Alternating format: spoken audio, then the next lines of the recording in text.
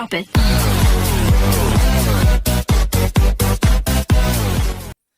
और number system में हमने ये सीखा था कि डिजिट्स का क्या रोल होता है किसी भी नंबर के फॉर्मेशन में, role of digits in the formation of numbers. ठीक है, इसमें हमने कुछ बातें सीखी थी कि n डिजिट के कितने नंबर बनाए जा सकते हैं। n डिजिट नंबर बनाने हैं मुझे, कितने नंबर बनाए जा सकते हैं। जैसे मुझे ये कहा जाए कि 4 अंकों की कुल कितनी संख्याएं होती हैं, 4 अंकों की कुल कितनी संख्याएं बनाई जा सकती हैं। इसके लिए मैंने आपको 2 तरीके समझाए थे और दोनों तरीके से इसको समझ सकते हैं, और उसके बाद में आप डायरेक्ट भी याद रख सकते हैं।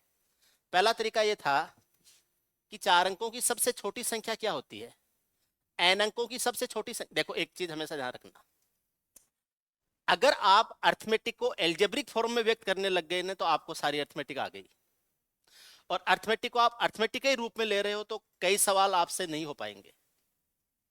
ठीक है, तो अगर मैं ये कहूं कि 4 अंकों की सबसे छोटी संख्या क्या होती है, तो वो होती है 10 की पावर n-1। n अंकों की छोटी सबसे छोटी n अंकों की सबसे छोटी संख्या होती है 10 की पावर n-1, और n अंकों की सबसे बड़ी संख्या, n अंकों की सबसे बड़ी संख्या ये होती है 10 की पावर n-1। दोनों -1 में फर्क है, यहां 10 के ऊपर पावर है n-1 और यहां 10 के ऊपर पावर है n पूरी और फिर उसमें से -1।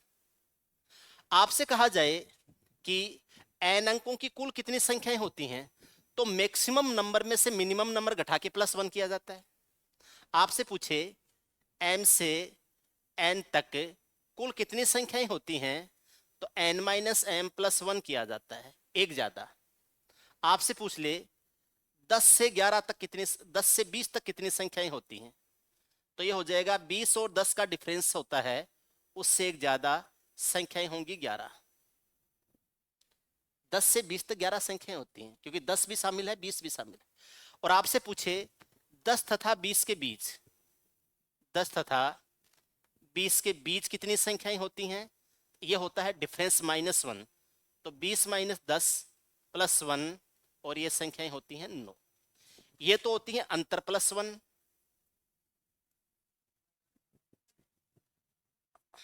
तो भी 9 ही आएगा। मन में तो 9 ही था ना, ये होती है अंतर -1, डिफरेंस +1, डिफरेंस -1। उम्मीद है समझ में आई ये बात।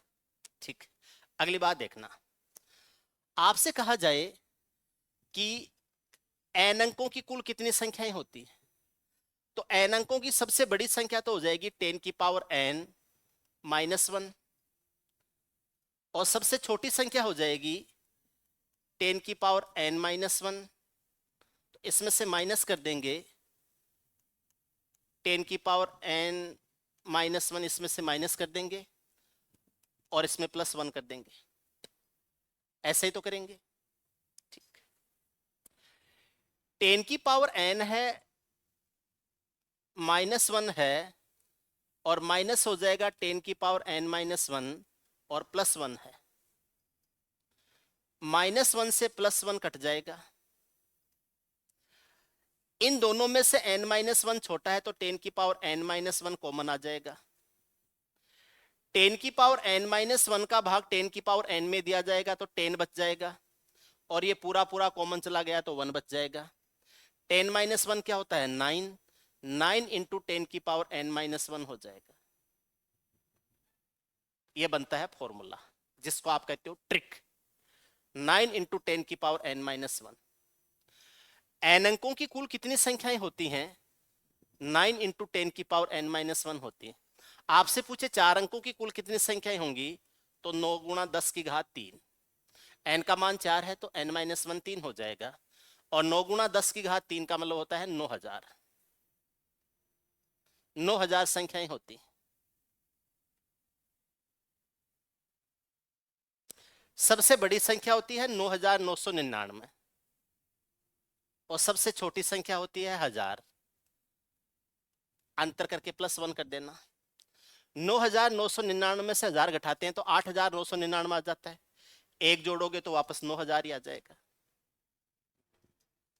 चीजों को आपस में समझिए। दो चीजें आपकी एकदम क्लियर आनी चाहिए आपको गणित जब पढ़ते हो तो।